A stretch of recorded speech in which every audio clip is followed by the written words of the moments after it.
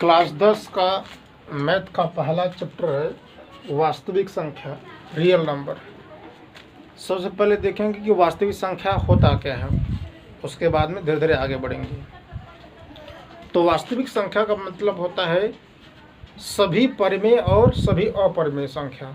सभी परिमेय और सभी अपरिमेय संख्या को ही वास्तविक संख्या कहते हैं।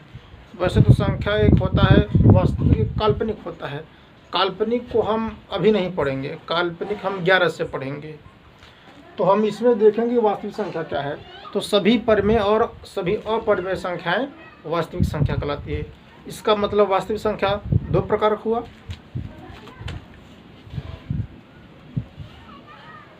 पहला परिमेय,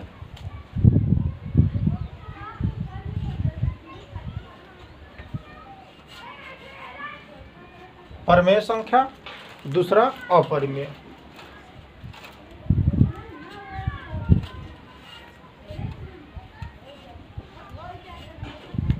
रेशनल नंबर, इरेशनल नंबर। सबसे पहले देखेंगे कि परिमेय संख्या क्या होता है। जिन संख्याओं को हम रेशियो के रूप में ले सकते हैं, मतलब अगर जिन संख्याओं को p बटा q के रूप में ले सकते हैं वे परिमेय हैं, जिसे हम p बटा q के रूप में लिख सकते हैं। परंतु हमारा जो q है वो 0 नहीं होना चाहिए, मतलब डिनोमिनेटर हर कभी भी 0 नहीं होना चाहिए। अगर किसी भी भिन्न में परिमेय संख्या में अगर हर 0 हो गया तो वह अपरिभाषित हो जाता है। इसलिए कभी भी परिमेय संख्या का हर 0 नहीं होता है। तो परिमेय संख्या हमेशा दो पूर्णांकों के रेशियो के रूप में, अनुपात के रूप में होता है। अब देखेंगे कि परिमेय संख्या में ढेर सारी संख्या आती हैं, उनको थोड़ा सा देख लेते हैं। सबसे पहले बात करते हैं कि परिमेय संख्या, अच्छा एक बात और, परिमेय संख्या जो होता है ये दशमलव के रूप में भी होता है, परंतु ये या तो दशमलव के रूप में ख़त्म हो जाता है। अगर दशमलव के रूप में नहीं ख़त्म होता है तो वे संख्या बार बार रिपीट करेगा, परंतु ऐसा अपरिमेय में नहीं होता है। इसके बारे में थोड़ा बाद में देखेंगे, पहले परिमेय में थोड़ा सा देख लेते हैं क्या कहता है। परिमेय में ढेर सारी संख्या आती है, जैसे प्राकृतिक संख्या,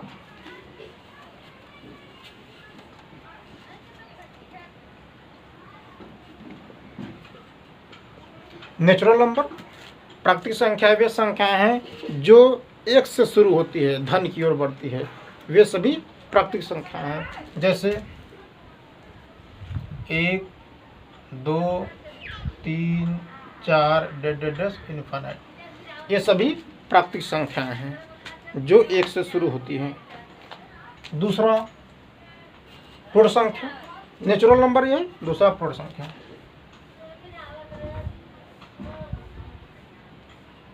पूर्ण संख्या को इंग्लिश में होल नंबर कहते हैं। पूर्ण संख्या क्या होता है, प्राकृतिक संख्या 1 से शुरू होती है और पूर्ण संख्या 0 से शुरू होगी। मतलब अगर प्राकृतिक संख्या के पहले अगर 0 से शुरू किया जाए, जो प्राकृतिक संख्या 1 से शुरू हो रही है, अगर उसी को हम 0 से शुरू करें तो ये पूर्ण संख्या हो जाएगी। मतलब 0, 1, 2, 3 सो ऑन इन्फिनिट। तो ये पूर्ण संख्या हो गई। ध्यान देना है, प्राकृतिक संख्या के पहले बस 0 आप लगा दीजिए, पूर्ण संख्या आ जाएगी। अगला हम देख लेते हैं पूर्णांक है।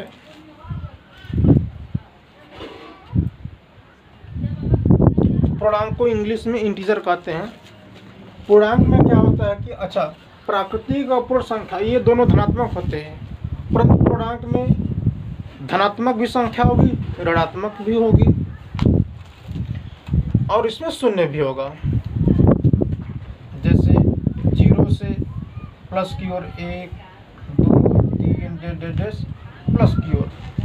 अगर 0 से बाएं तरफ जाएंगे तो माइनस में जाएगा, -1, -2, -3 इन्फिनिट तक जाएगा।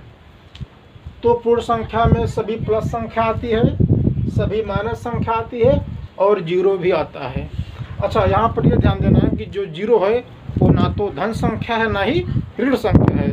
0 बस एक पूर्णांक है, इंटीजर है। 0 को ना धन संख्या में काउंटिंग करेगा ना ही ऋण संख्या में, बस एक इंटीजर है।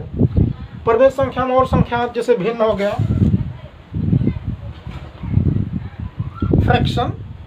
भिन्न का मतलब देखिए, सभी भिन्न परिमेय होता है और परिमेय से ही भिन्न बनता है। कोई भी अगर संख्या भिन्न है तो इसका मतलब परिमेय संख्या से बना है। भिन्न का मतलब होता है कोई भी ऑब्जेक्ट हो, कोई भी चीज़ हो, उसको बराबर बराबर भागों में डिवाइड करना ही भिन्न होता है। करने का मतलब सभी भिन्न परिमेय होता है और परिमेय से ही जो भी बनाई जाती है भिन्न बनता है। जैसे किसी वस्तु का 2 बराबर भागों में बांटना हो या फिर 4 बराबर भागों में बांटना हो, इसी प्रकार से ढेर सारी होंगी। मतलब भिन्न का मतलब होता है बराबर बराबर भागों में बांटना। अब भिन्न में भी कई प्रकार होते हैं, सम भिन्न, विषम भिन्न, तो सब छोटे क्लास की है, ये सब आप लोग पढ़िएगा। तो ढेर सारी संख्या आती है। तो परिमेय में ध्यान देना है, परिमेय हमेशा P/Q के रूप में होता है। एग्जाम्पल के लिए अगर हम समझना चाहें, जैसे प्राकृतिक संख्या किसी को भी P/Q के रूप में दर्शाना हो, तो जैसे मान लीजिए 3 ले लो, तो हम 3 को बटा 1 कर सकते हैं। अब देखिए P/Q हो गया। किसी को भी हम बटा में 1 लगा सकते हैं, तो P/Q के रूप में हो सकता है। अच्छा, इसमें ध्यान देना है कि जो P/Q है, अगर दशमलव फॉर्म में है तो या तो दशमलव फॉर्म में वो रुक जाता है, अगर दशमलव के बाद अंक नहीं रुकता, इसका मतलब बार बार संख्या रिपीट हो रहा है। वहीं अपरिमेय की बात करें तो अपरिमेय में होता क्या है कि जिसे हम P/Q के रूप में नहीं ले सकते हैं। अपरिमेय संख्या में होता क्या है, इसका कोई क्लासिफिकेशन नंबर नहीं है कि अपरिमेय ऐसा ऐसा होता है। इसको हम हल करके देखते हैं। अपरिमेय संख्या, अपरिमेय संख्या में ढेर सारी संख्या आती है, जैसे करड़ी 2।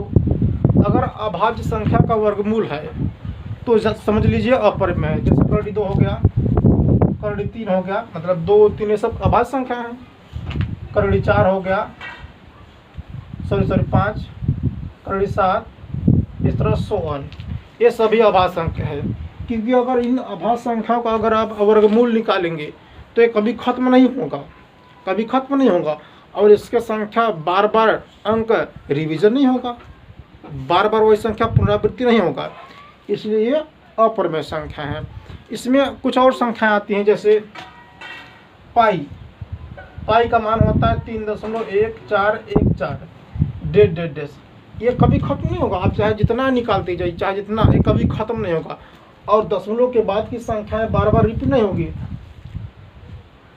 दशमलव के बाद की संख्या बार बार रिपीट नहीं होगी, मतलब बदलता रहेगा, चेंज होता रहेगा। तो ये अपरिमेय संख्या है। एक और हम ले सकते हैं, जैसे ई हमारा एक्सपोनेंशियल है, चरघातांकी। इसका वैल्यू होता है लमसम में होता है, हम यहाँ पे बराबर देकर, जैसे 2.71828 ऐसे होता रहता है। इसका भी दशमलव के बाद संख्या बार बार वहीं से नहीं रिपीट करता, बदलता रहता है।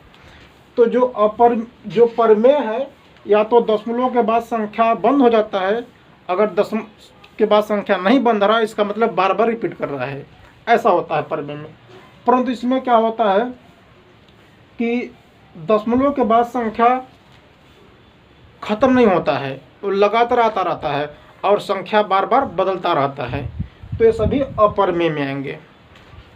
तो अभी इससे पहले हम बात किए थे काल्पनिक संख्या, तो काल्पनिक संख्या इस सिलेबस में नहीं है, उसको हम 11 में समझेंगे। जैसे मान लीजिए किसी x का मान करड़ी में -1 हो गया, तो ये काल्पनिक संख्या है, इमेजिनरी नंबर, तो इसको हम 11 में देखेंगे, ये 11 में बताया जाएगा। 10 तक के सिलेबस में इसके बारे में नहीं देखेंगे, जब 11 में जाएंगे तो उसको देखेंगे। तो ये परिमेय संख्या है, ये अपरिमेय संख्या है। तो ये चैप्टर का नाम ही था वास्तविक संख्या, इसके बारे में हमने जिक्र किया। अब हम आगे एक्सरसाइज की तरफ बढ़ेंगे, जो सवाल आएगा, जैसा आएगा उसके साथ हम फॉर्मूला देखते जाएंगे और आगे बढ़ते जाएंगे। और आप सभी लोग अच्छे से देखिएगा तो ज़्यादा समझ में आएगा।